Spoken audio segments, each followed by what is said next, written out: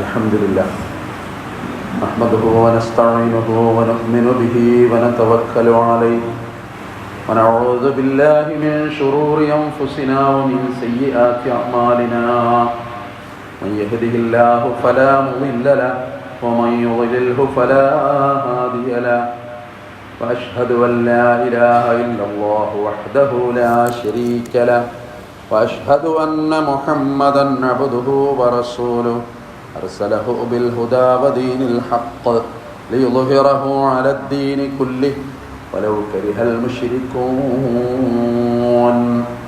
اللهم صل على محمد وعلى آل محمد كما صليت على إبراهيم وعلى آل إبراهيم اللهم بارك على محمد وعلى آل محمد كما باركت على إبراهيم وعلى آل إبراهيم إنك حميد مجيد أما بعد فإن خير الحديث كتاب الله وخير الهدي هدي محمد صلى الله عليه وسلم وشر الأمور محدثاتها وكل محدثة بدعة وكل بدعة ضلالة أيها الإخوان والأخوات أوصيكم وإياي أولا بتقوى الله يا أيها الذين آمنوا اتقوا الله حق تقاته ولا تموتن إلا وأنتم مسلمون أعوذ بالله من الشيطان الرجيم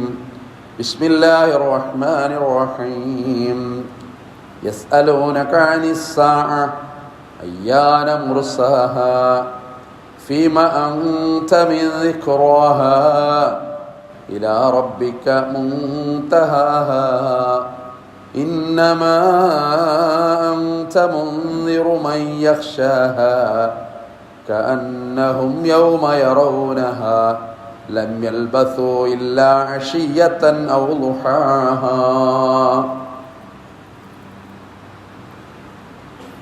ബഹുമാനികളായ സത്യവിശ്വാസികളെ വിശ്വാസിനികളെ, സർവശക്തനായ അല്ലാഹുവിൻ്റെ വിധിവിലക്കുകൾ ജീവിതത്തിലെമ്പാടും പാലിക്കുവാൻ എന്നോടും നിങ്ങളോടും ഓർമ്മപ്പെടുത്തുന്നു, വസിയത്ത് ചെയ്യുന്നു. കരുണാവാരിധിയായ പടച്ച റബ്ബ് ഇരു ലോക വിജയികളുടെ കൂട്ടത്തിൽ ഉൾപ്പെടുത്തി നമ്മളെല്ലാവരെയും അനുഗ്രഹിക്കുമാറാകട്ടെ. മാരകമായ രോഗങ്ങളിൽ നിന്ന് റബ്ബ് നമ്മളെ കാത്തു രക്ഷിക്കുമാറാകട്ടെ. അല്ലാഹുവിൻ്റെ അളവറ്റ അനുഗ്രഹമാണ് നമ്മുടെ ജീവിതത്തിലെ ഓരോ നിമിഷങ്ങളും എന്ന് ഓരോ വിശ്വാസിയും തിരിച്ചറിയുന്നു. ഈ ആയുസ് അതിൻ്റെ ഭാഗമാണ്. ഓരോ വെള്ളിയാഴ്ചയും ഒരു ജുമഅക്ക് വന്ന് നല്ല നിയ്യത്തോടുകൂടി ഇരിക്കുന്നതും ശ്രവിക്കുന്നതും റബ്ബ് തന്ന അപാരമായ അനുഗ്രഹത്തിൻ്റെ ഭാഗമാണ്.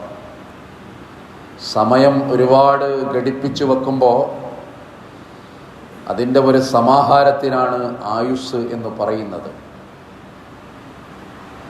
ആയുസ്സിൻ്റെ മരത്തിൽ നിന്ന് വയസ്സിൻ്റെ ഇലകൾ കൊഴിഞ്ഞുകൊണ്ടിരിക്കുന്നു ജീവിതത്തിൽ എന്നുള്ളതാണ് ജീവിതവുമായി ബന്ധപ്പെട്ട ഒരു യാഥാർത്ഥ്യം.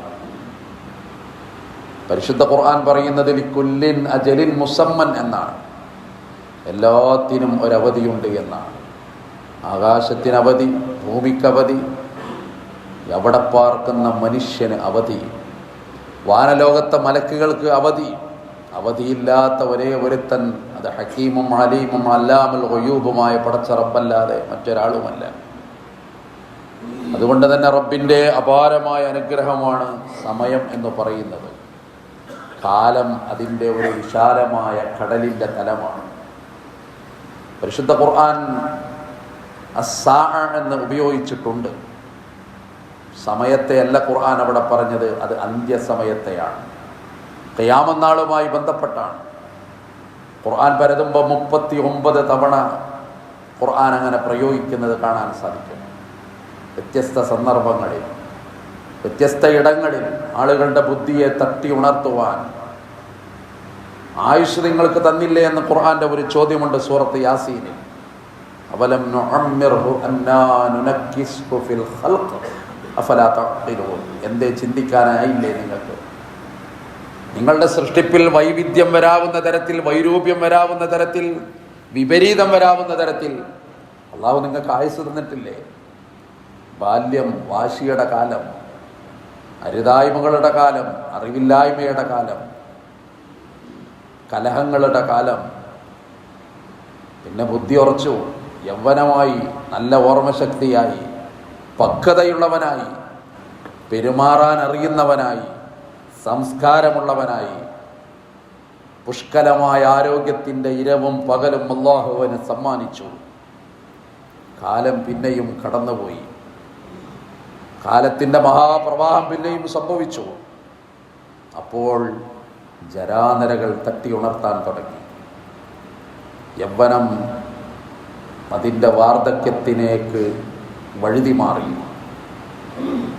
അപ്പോൾ വീണ്ടും വാശി തുടങ്ങി. എന്താണ് പറയേണ്ടതെന്നറിയാത്ത ഒരവസ്ഥ വന്നു. ചിന്തിക്കാൻ കഴിയാത്തൊരു കാലം വന്നു. അൽഷിമേഴ്സ് എന്നുള്ളതൊരു ഭംഗി വാക്കല്ല, അത് അനുഭവിച്ചവനെ അതറിയൂ. 50-60 കൊല്ലം കൂടെ കിടന്ന സഹധർമ്മിണിയെ നീ ആരാണ് എന്ന് ചോദിക്കുന്ന ഭീകരമായ ഒരു രംഗമുണ്ട് ജീവിതത്തിൽ എന്ന് പറയുന്നത്. മനുഷ്യൻ മറന്നുപോയതാണ്.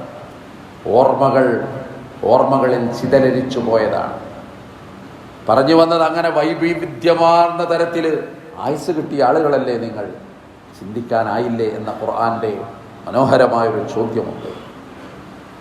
ജീവിക്കുന്ന കാലത്ത് അള്ളാഹു നൽകുന്ന സമയം അത് ഉപയോഗപ്പെടുത്തുക എന്നുള്ളത് ഒരു വിജയിയായ മനുഷ്യന്റെ അനിവാര്യമായ സ്വഭാവ ഗുണങ്ങളിൽപ്പെട്ടതാണ്. നമുക്ക് നിർബന്ധമായൊരു നമസ്കാരത്തെ പരിചയമുണ്ടല്ലോ. നമ്മൾ ചെയ്തിരിക്കേണ്ട ഒരു ഒഴിവുകഴിവുമില്ലാത്ത, നിൽക്കുന്നവൻ നിൽക്കണം, അതിന് കഴിയില്ലെങ്കിൽ ഇരിക്കണം, അല്ലെങ്കിൽ കിടക്കണം. ഹജ്ജിന് നിങ്ങൾക്ക് ഒഴിവ് കഴിവുണ്ട്, നോമ്പിന് നിങ്ങൾക്ക് ഒഴിവ് കഴിവുണ്ട്. സാധ്യമാകുമെങ്കിൽ നിങ്ങളത് ചെയ്താൽ മതി. സക്കാത്തിനും നിങ്ങൾക്ക് കൃത്യമായിട്ട് അതിൻ്റെ വിഹിതവും വരുമാനവും എത്തുമ്പോൾ മതി. പക്ഷേ ഒഴിച്ചുകൂടാൻ പറ്റാത്ത, നിങ്ങൾക്ക് ചെയ്യേണ്ട നിർബന്ധമായൊരു സംഗതി അതാണ് നമസ്കാരം. ആ നമസ്കാരത്തെ പറ്റി ഖുർആൻ ഒരുപാട് പറഞ്ഞിട്ട് പറയുന്നൊരു പ്രധാനപ്പെട്ട വാക്കെന്താണെന്നറിയോ? ഇന്ന സ്വലാത്ത കാനത്ത് അലൽ മുഅ്മിനീന കിതാബം മൗഖൂതാ. നിസ്കാരം നിങ്ങൾക്ക് നിയമമാക്കിയത് സമയബന്ധിതമാണ്. വഖത്ത് മൗഖൂത്ത്, അതിനൊരു സമയം നിശ്ചയിച്ചു. നിങ്ങൾക്ക് തോന്നിയ പോലുള്ള നിസ്കാരമല്ല, എനിക്ക് ഒഴിവുണ്ടാകുമ്പോഴുള്ള നിസ്കാരമല്ല. അങ്ങനെ അല്ലാഹ് പറഞ്ഞിട്ടില്ല. ഇഖാമത്തു സ്വലാത്ത് എന്ന ഒരു പദം ഖുർആനിലും ഹദീസിലും നിരന്തരം ഉപയോഗിക്കുന്നത് കാണാം. നമസ്കാരത്തിൻ്റെ നിലനിൽപ്പ്, അതിനെ നിലനിർത്തുക എന്നുള്ളതാണ്. അത് തന്നെ സമയവുമായി ബന്ധപ്പെട്ടാണ്. 5 നിസ്കാരങ്ങളുടെ പേര് പോലും സമയത്തെ കുറിച്ചു. സുബ്ഹ് അത് പ്രഭാതമാണ്, ളുഹർ അത് ഉച്ച സമയമാണ്, അസ്ർ മലയാളത്തിലെ അപരാഹ്നം എന്ന സമയമാണ്, മഗ്രിബ് അസ്തമാന സൂര്യൻ അതിൻ്റെ ചക്രവാളത്തിൽ പോയപ്പോൾ ആ നേരത്ത് നടത്തേണ്ട നമസ്കാരമാണ്, ഇശാ രാത്രിയുടെ ആദ്യയാമമാണ്. ആ നേരത്തെ ഭക്ഷണത്തിന് പോലും അറബിയിൽ പറയുന്നത് അശാ എന്നാണ്. സമയവുമായി ബന്ധപ്പെട്ടാണ് 5 നമസ്കാരങ്ങൾക്കും അല്ലാഹു തആല പേരിട്ട് തന്നത് പോലും. പരലോകത്തൊരു ചോദ്യമുണ്ട്, മാ സലക്കക്കും ഫീ സഖർ, എന്തേ നിങ്ങൾ നരകത്തിൽ കടന്നത്? ആരാ ചോദിക്കുന്നത്? സ്വർഗവാസികളുടെ ചോദ്യമാണ്. ഫീ ജന്നാത്തിൻ യതസാഅലൂന അനിൽ മുജ്രിമീൻ. സ്വർഗത്തിൽ കടന്നവർ അല്ലാഹുവോട് ചോദിക്കുക, പലരെയും കാണുന്നില്ലല്ലോ റബ്ബേ, ഞങ്ങൾ കരുതിയ പലരും ഇവിടെയില്ല, അവരെവിടെ? അള്ളാഹു കാട്ടിക്കൊടുക്കും അത്രേ അവരൊക്കെ നരകത്തിൽ. അപ്പോൾ അന്തം വിട്ടിട്ടവർ ചോദിച്ചു പോയി, മാ സലക്കക്കും ഫീ സഖർ, എന്തേ നിങ്ങൾ അവിടെ പോയി വീണത്? അപ്പോൾ ആ നരകവാസി പറയുന്ന ഉത്തരം പറയുന്നുണ്ട് ഖുർആൻ, ഖാലൂ ലം നകു മിനൽ മുസ്വല്ലീൻ, ഞങ്ങൾ നമസ്കരിച്ചിരുന്നില്ല, വലം നകു നുത്ഇമുൽ മിസ്കീൻ, ഞങ്ങൾ പാവങ്ങൾക്ക് അന്നം കൊടുത്തിരുന്നില്ല, വകുന്നാ നഖൂളു മഅൽ ഖായിളീൻ, ഞങ്ങൾ അതിരുകടന്ന വിനോദങ്ങളിലായിരുന്നു. ഏത് കാലത്തെ ജനതയെ പറ്റിയാണ് ആയത്തെന്ന് ആർക്കാ പറയാൻ പറ്റാത്തത്? ആവശ്യത്തിനും ആവശ്യമില്ലാതെയൊക്കെ വിനോദം. ഇസ്ലാമിൽ വിനോദം അനുവദിച്ചു, അത് ക്ഷണികമായ സമയം അതിനെ നിശ്ചയിച്ചു. ആഘോഷങ്ങൾക്ക് പോലും നിങ്ങൾക്ക് 2 എണ്ണം, അത് ചെറിയ പെരുന്നാളും വലിയ പെരുന്നാളും, അൽ ഈദുൽ അദ്ഹ വ ഈദുൽ അക്ബർ. ഈദുൽ ഫിത്തർ, രണ്ട് പെരുന്നാളിനെ പറ്റി പരിചയപ്പെടുത്തി. എല്ലാം ആഘോഷിക്കുന്നൊരു പുതിയ കാലമാണ്.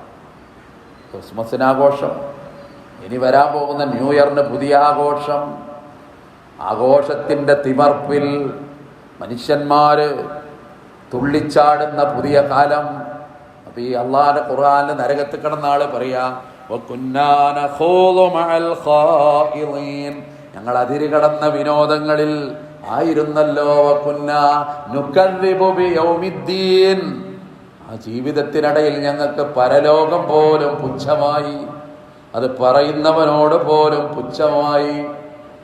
അങ്ങനെ ഇരിക്കവേ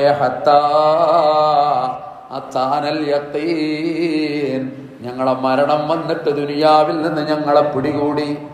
അങ്ങനെ ഞങ്ങൾ ഇവിടെ എത്തിയത് എന്ന് നരകക്കാരൻ പറയുന്നു. അള്ളാഹു കാത്തുരക്ഷിക്കുമാറാകട്ടെ. സമയത്ര പ്രധാനമാണ്. അള്ളാഹു നൽകുന്ന അപാരമായ ഈ അനുഗ്രഹം എത്ര മനോഹരമാണ്. ഒരു ജനതയെ അള്ളാഹു ഉറക്കിക്കിടത്തിയ കഥ പറയുന്നുണ്ട് ഖുർആൻ. ദഖിയാനോസ് എന്ന് പറയുന്ന രാജാവിന്റെ കാലം, അധികാരത്തിന്റെ മുഷ്ക് കൊണ്ട് മനുഷ്യന്റെ വിശ്വാസത്തെ അയാൾ കടമെടുത്തു. അയാൾ പറയുന്നത് പോലെ വിശ്വസിക്കാൻ പറ്റുമെന്ന് അയാൾ വാശി പിടിച്ചു. അയാൾ പ്രഖ്യാപിച്ചു, ഞാൻ ദൈവത്തിന്റെ അവതാരമാണ്, അതുകൊണ്ട് ദർബാറിൽ വന്നിട്ട് എനിക്ക് മുമ്പിൽ സുജൂദ് ചെയ്യണം, സാഷ്ടാംഗം നമിക്കണം. നാട്ടിൽ നിലനിൽക്കാൻ ആഗ്രഹിക്കുന്നവർ, ജീവനിൽ കൊതിയുള്ളവർ, അവരൊക്കെ വന്നിട്ടത് ചെയ്യുന്നു. പക്ഷെ ഒരു പറ്റം ചെറുപ്പക്കാർ, അവർക്ക് തോന്നി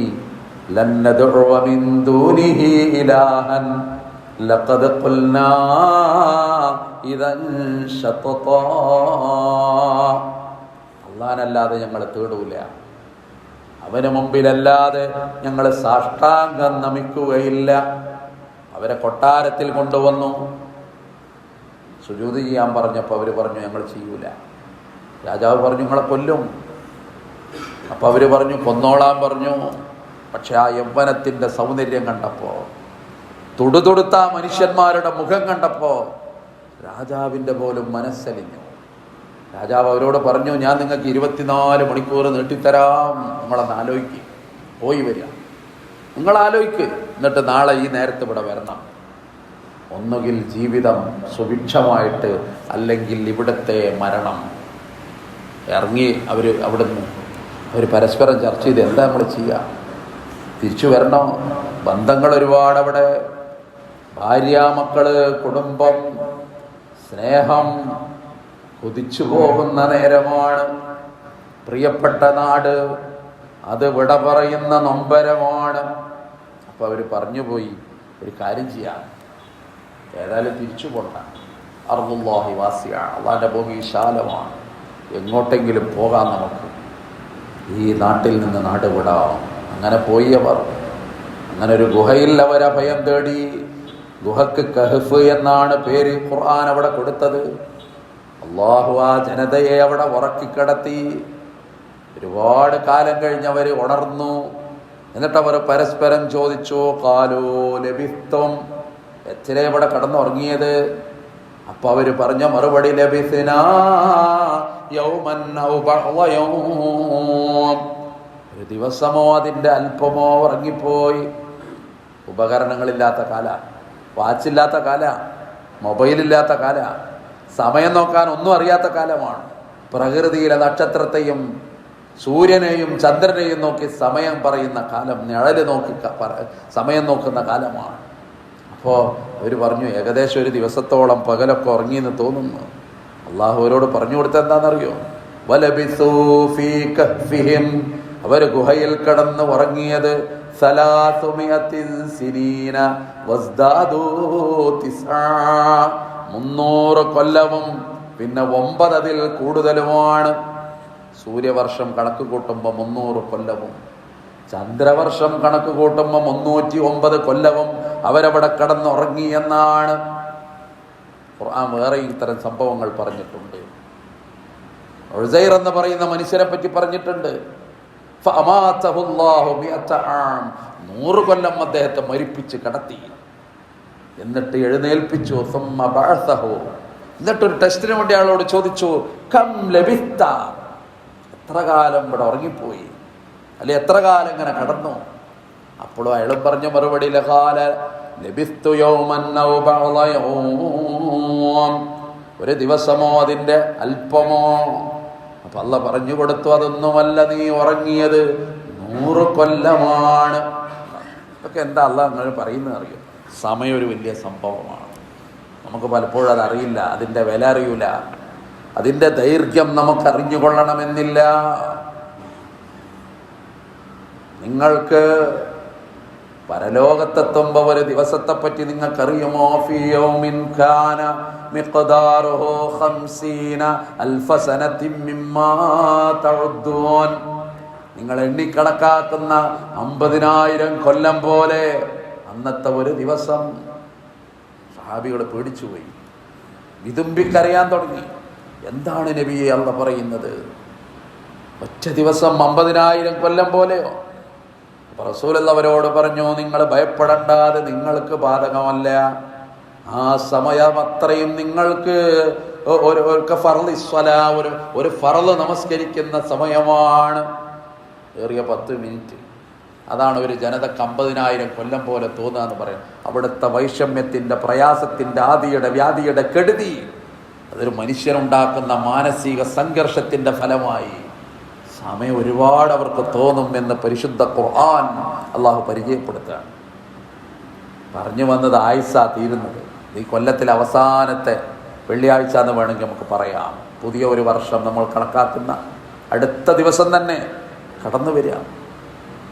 സമയവും കാലവുമായി ബന്ധപ്പെട്ട ഖുർആൻ ഒരുപാട് ചിന്തക്ക് വിഷയീഭവിച്ച പരാമർശങ്ങൾ കാണാം. യൗമ് എന്ന പദമാണ് ദിവസത്തിന് ഖുർആൻ ഉപയോഗിക്കുന്നത്. ഖുർആൻ ആറ്റിക്കുറുക്കിയെടുത്താൽ 365 ദിവസം തവണയാണ് യൗമ് എന്ന പദം പറയുന്നത്. അല്ലാഹ് സുബ്ഹാനല്ലാഹ്, അള്ളാന്റെ ഖുർആൻ എത്ര അത്ഭുതകരമാണ്. 365 തവണയാണ് ഖുർആനിൽ യൗമ് എന്ന പദം ഉപയോഗിക്കുന്നത്. കൊല്ലവുമായിട്ടതിനെ എത്ര മനോഹരമായിട്ടാണ് അള്ളാഹു കൂട്ടിക്കെട്ടിയത്. ഒരു പള്ളിക്കൂടത്തിൽ പോകാത്ത, എഴുത്തറിയാത്ത മുത്ത് മുസ്തഫ സല്ലല്ലാഹു അലൈഹി വസല്ലമക്ക് ഇത് അവതരിപ്പിക്കുമ്പോൾ അവിടുന്ന് സ്വന്തം കണ്ടെത്തിയിട്ട് 365 യൗമെന്ന പദം ഖുർആനിൽ കൊടുക്കൂല. ഷഹർ എന്നാണ് മാസത്തിന് അറബിയിൽ പറയുന്നത്, ഷഹ്റു റമളാൻ. ഖുർആനിൽ അത് നമ്മൾ പരതുമ്പോൾ 12 തവണ അത് ആവർത്തിക്കുന്നു. ഒരു കൊല്ലം തികയണമെങ്കിൽ 12 മാസം കഴിയണം. അള്ളാഹുവിൻ്റെ ഖുർആൻ എത്ര അത്ഭുതകരമാണ്. സമയവും കാലമായിട്ട് ബന്ധപ്പെടുത്തിയിട്ട് അല്ല നമ്മളോട് കൃത്യമായിട്ട് ഇങ്ങനെ പറയാണ്. അതുകൊണ്ട് ഓരോ നിമിഷവും വിട പറയുന്നു. ഇബ്നു ഉമറിന്റെ ചുമലിൽ ഒരു ദിവസം ഒരു കൈ തിരിഞ്ഞു നോക്കുമ്പോൾ അത് മുത്ത് മുസ്തഫ സല്ലല്ലാഹു അലൈഹി വസല്ലമയാണ്. ഇബ്നു ഉമറിനെ നബി ചേർത്ത് നിർത്തി. എന്നിട്ട് പറഞ്ഞു കൊടുത്തു, കുൻ ഫിദ് ദുനിയാ കഅന്നക ഗരീബ് ഔ ഗാബിറു സബീൽ വഉദ്ദ നഫ്സക മിൻ സുഹാബിൽ ഖുബൂർ. ഈ ദുനിയാവില് ഒരു അപരിചിതനെ പോലെ കഴിഞ്ഞോ, അല്ലെങ്കിൽ ഒരു യാത്രക്കാരനെ പോലെ നിന്റെ ശരീരത്തെ നീ എണ്ണണം. ഖബറാളികളുടെ കൂട്ടത്തിൽ എണ്ണണം. ഈസാങ്കല്ലുകൾ കാണുമ്പോ അതിൻ്റെ ചുവട്ടിൽ നമ്മൾ കടക്കുന്നത് വെറുതെ മനസ്സിലൊന്ന് സങ്കല്പിക്കണം. അതുവഴി നടന്നു പോകുമ്പോ കൂടെ നടന്നവർ, കൂടെ കടന്നവർ, കഥ പറഞ്ഞവർ, കൈപിടിച്ചവർ, സലാം പറഞ്ഞവർ, ഒന്നിച്ച് അന്നം കഴിച്ചവർ, അവരൊക്കെ കടക്കുന്ന ആ കടത്തം സമീപസ്ഥനായിട്ട് നമ്മളും കടക്കുമെന്ന് എത്ര സത്യമാണ്.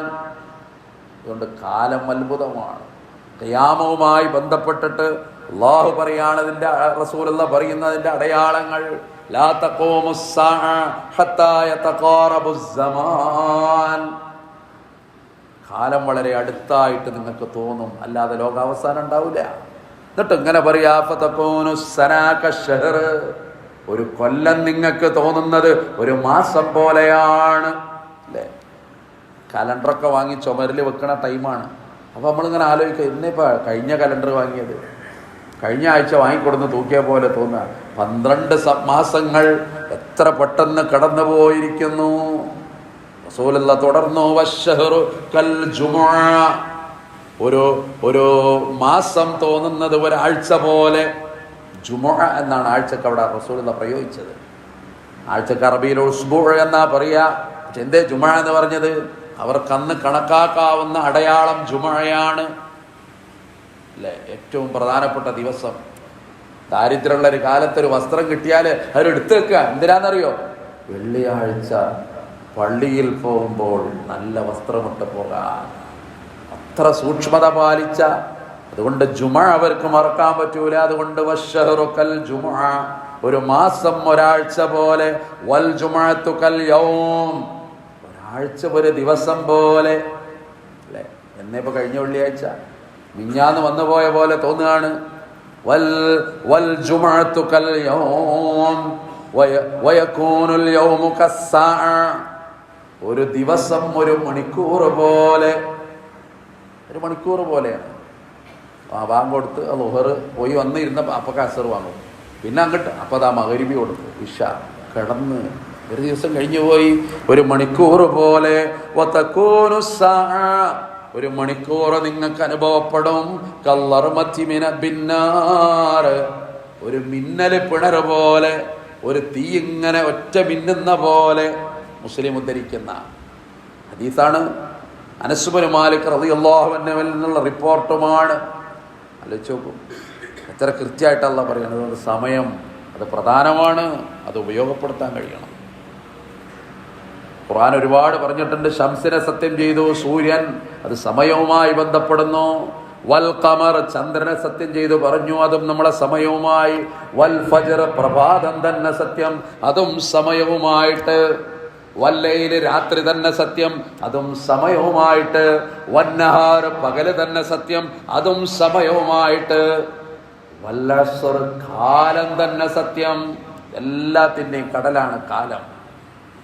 ചരിത്രത്തിന്റെ തുടക്കം, അതിൻ്റെ ആതീത കാലം മുതൽ ഇനി ഖിയാമം എത്ര അതുവരെ വല്ലഅസ്ർ, കാലമാണ് സത്യം. അല്ലാഹുവിന്റെ ഖുർആൻ. അതുകൊണ്ട് സമയമില്ലാന്ന് റസൂലുള്ളാഹിന്റെ ജീവിതത്തിൽ നമ്മൾ കേൾക്കൂല. സമയം ഉണ്ടായിട്ടുണ്ട് എനിക്ക്. 23 കൊല്ലം കൊണ്ടൊരു ജനതയെ നന്നാക്കണം, നാട്ടിൽ മാറ്റം ഉണ്ടാക്കണം, പ്രതികൂല സാഹചര്യങ്ങൾ നീന്തി കടക്കണം. അതൊക്കെ അവിടുന്ന് നിർവഹിച്ചു. ആലോചിക്കുമ്പോൾ അത്ഭുതം തോന്നും നമുക്ക്. പടച്ചോൻ തന്ന ഈ ആയുസിന്റെ ഫലം എത്ര മനോഹരമാണ്. തൽഹത്ത് ബിൻ ഉബൈദില്ലാഹ് റളിയല്ലാഹു അൻഹു റസൂലുള്ള പറയുമായിരുന്നു, നടന്നു പോകുന്ന ഒരു ശഹീദിനെ കാണണോ? ആ മനുഷ്യനാണ് ആ പോകുന്നത്. സ്വർഗത്തിലേക്കാണല്ലോ ആ മനുഷ്യൻ നടന്നു പോകുന്നത്. നബിക്ക് വികാരമാണ് തൽഹത്ത് ബിൻ ഉബൈദില്ലാഹ്. തുരുതുരാ അമ്പുകൾ വന്ന ഒരു ദിവസം, നബി കരഞ്ഞു പോയ ദിവസം, അവിടുത്തെ മുൻപല്ല് പൊട്ടിയ ദിവസം, അവിടുത്തെ ശരീരത്തിലെ രക്തം ഭൂമിയിൽ ഇറ്റി വീണ ദിവസം, ഉഹദിന്റെ താഴ്വാരത്ത് നടന്ന ആ പടയോട്ടം, ആളുകളൊക്കെ ചെതറി ഓടി, കൂടെയുള്ള പലരെയും കാണാത്ത നേരം. അപ്പോഴാണ് ഒരു മനുഷ്യൻ വന്നിട്ട് വാരിയെടുത്തിട്ട് ചുമലിലേക്ക് അങ്ങ് ഒറ്റ കിടത്താം. നബിയെ ചുമലിലേറ്റി ഒരു മനുഷ്യൻ നോൽക്കുമ്പോ അത് തൽഹത്ത് ബിൻ ഉബൈദില്ലാഹ്. പിന്നെ വരുന്ന അമ്പുകൾ മുഴുവൻ തടുക്കാൻ തൽഹത്ത് ബിൻ ഉബൈദില്ലാഹ് റളിയല്ലാഹു അൻഹു. അപ്പൊ കാതിൽ പറഞ്ഞു, തൽഹ, നിങ്ങൾക്ക് അല്ലാഹു സ്വർഗമുണ്ടെന്ന് ജിബ്രീൽ വന്നിട്ട് എന്നോട് പറയുന്നുണ്ട് തൽഹ. അതാണ് ആ മനുഷ്യൻ. സമയത്തെ ഉപയോഗപ്പെടുത്തിയ ആ മനുഷ്യന്റെ കഥയും ചരിത്രത്തിന്റെ വായനയിലൂടെ അങ്ങനെ പോകുമ്പോൾ നമുക്ക് വലിയ അത്ഭുതം തോന്നും. അതുകൊണ്ട് ചിന്തിക്കാൻ ഒരുപാട്. അതുകൊണ്ടാണ് ഞാൻ പറഞ്ഞത്, ആയുസ് തീരുക, ഒരു പുതിയ കൊല്ലം പിറക്കുക. സത്യത്തിൽ ആയുസിന്റെ മരത്തുനിന്ന് ഒരു ഇല അങ്ങോട്ട് കൊഴിഞ്ഞ് ഒരു വയസ്സ് തീർന്നിക്കുക, മരണത്തിലേക്ക് അടുത്തിക്കണത്. പിന്നെ ഇങ്ങനെ ഇത് ആഘോഷമായി മാറിയത്. സത്യത്തിൽ ജീവിതത്തിന്റെ യാത്രയിൽ പുതിയ ഒരു പേജ് മറിക്കുക അല്ലെ. യൗവനം മെല്ലെ വാർദ്ധക്യത്തിലേക്ക് വഴിമാറുകയാണ്. വാർദ്ധക്യം മരണത്തിന്റെ സൂചനകൾ മന്ത്രിച്ചു തുടങ്ങുകയാണ്. അപ്പോഴാണ് ഇങ്ങനെ ഒരു ആഘോഷം. ഒരർത്ഥം അതിനില്ല. ആ ദിവസം ഡിസംബർ 31 നമ്മളെ മക്കളൊക്കെ വീട്ടിലുണ്ട് എന്ന് ഉറപ്പ് വരുത്തുന്നത് നല്ലതാണ്. ഭീകരമായ പുതിയ കാലം, എല്ലാ സാംസ്കാരികമായ ചിന്തകളെയും അട്ടിമറിക്കപ്പെട്ട കാലം, അധർമ്മത്തിൻ്റെ പുതിയ കാലം. ഇപ്പോൾ ക്രിസ്മസ് കടന്നുപോയി, അന്നും കാണാം നമ്മളെ കുട്ടികളാണ് ഈ ചോപ്പുപ്പായിട്ട് തുള്ളാൻ എല്ലായിടത്തുള്ളത്, നമ്മളെ മക്കളാണ്. പേരൊക്കെ ചോദിക്കുമ്പോൾ അങ്ങനത്തെ നല്ല നല്ല പേരുകളാണ്, ഷെരീഫും മൈമൂട്ടിയും അഹമ്മദും പോക്കരൊക്കെ അങ്ങനെ നിന്ന് തുള്ള. സാന്താക്ലോസ് അപ്പൂപ്പൻ്റെ കോലം കെട്ടിയിട്ട്. സത്യത്തിൽ ക്രൈസ്തവ മതമായിട്ട് പോലും അതിനൊരു ബന്ധമല്ല. 1890 ലോകത്താദ്യമായിട്ട് അങ്ങനത്തെ ഒരു കഥാപാത്രത്തെ അവർ പോലും കണ്ടെത്തിയത്. പിന്നെ ചില കമ്പനികളുടെ പാനീയങ്ങളുടെ വിൽപ്പനക്കും ഉപകരണത്തിനും പരസ്യമായിട്ട് മനോഹരമായൊരു രൂപത്തെ അവർ സമ്മാനിച്ച് കൊണ്ടുവന്നതാണ്. തലമുറകൾ കടന്നുപോയപ്പോൾ ഇതൊരു വലിയൊരു സംഭവമായി ആളുകൾക്ക് തോന്നി. ഇതും ഇങ്ങനെ ഇട്ടിട്ട് പിന്നെ ആളെ തിരിയില്ലോ. ഇത് നമ്മളെന്നോടത്ത് ചെറുക്കനാന്ന് ആരും പറയില്ല. ഓനും ഒരു കുപ്പായിട്ടിട്ട് ഇങ്ങനെ നടക്കുക. അത്യാവശ്യം വട്ടച്ചെലവിന് കായ് ഉണ്ടാക്കാൻ വേണ്ടി എന്തോ ഒരു കൊട്ടും മുട്ടൊക്കെ എടുത്തിട്ട്. മക്കൾ ശ്രദ്ധിക്കണം. ഓരോ നിമിഷവും മരണത്തിലേക്കാണ് കടന്നു പോകുന്ന ഓർമ്മ വേണം. ആ മിനിറ്റിലൊക്കെ മരിച്ചുള്ള അവസ്ഥ എന്താ ആലോചിച്ച് നോക്കിയിട്ടുണ്ടോ? മരണം എപ്പോഴും നന്നാകണമെന്ന് പറയുന്നത് വെറുതെ അല്ല. നല്ല മരണം വേണം നിങ്ങൾക്ക് എന്ന് പറയുന്നതും വെറുതെ അല്ല. ഒരു വേണ്ടാത്ത സ്ഥലത്ത് വെച്ച് മരണം നടന്നാൽ കരയാൻ പോലും പ്രിയപ്പെട്ടവരില്ല. മയ്യത്ത് നിസ്കരിക്കാൻ ആളുകൾ കൈകെട്ടിയാലും ഓലെ ഉള്ളിലൊരു വേദന വരുന്നില്ല. മറ്റോടത്തുനിന്ന് വന്ന ആ മയ്യത്താണ്, ഡെഡ് ബോഡിയാണിത്. എന്താ ചെയ്യുക? സമൂഹത്തിൻ്റെ ബാധ്യത പോലെ അവരാ കൃത്യം നിർവഹിച്ചു എന്ന് മാത്രം. അങ്ങനെ ആകരുത് നമ്മൾ. അതുകൊണ്ട് നല്ല ബോധം ഉണ്ടാകണം. ഇസ്ലാം ഞാൻ നേരത്തെ പറഞ്ഞല്ലോ, വിനോദങ്ങൾക്കൊന്നും വിലങ്ങില്ല. പക്ഷേ അതിന് പരിധികളുണ്ട്. പ്രത്യേകിച്ച് ഈ പുതിയ കാലത്ത്, മദ്യം വ്യാപകമാകുന്ന പുതിയ കാലത്ത്, എല്ലാം ആഘോഷത്തിൻ്റെ മേമ്പൊടി ചേർക്കുന്ന പുതിയ കാലത്ത് നമ്മൾ ജാഗരൂകരാവുക. എന്നല്ലെങ്കിൽ നാളെ നമ്മൾ വട പറയുന്നു. ഓരോ നിമിഷവും അത് നമ്മളെ ബോധ്യപ്പെടുത്തിക്കൊണ്ടിരിക്കുന്നു. വീട്ടിൽ പല മയ്യത്തുകളുടെ അടുത്ത് നമ്മൾ പോയിട്ടുണ്ട്. ഒരു ദിവസം ഇതുപോലെ വെള്ളം പതിച്ചിട്ട് നമ്മളെയും അങ്ങനെ കൊണ്ടുപോകാണ്.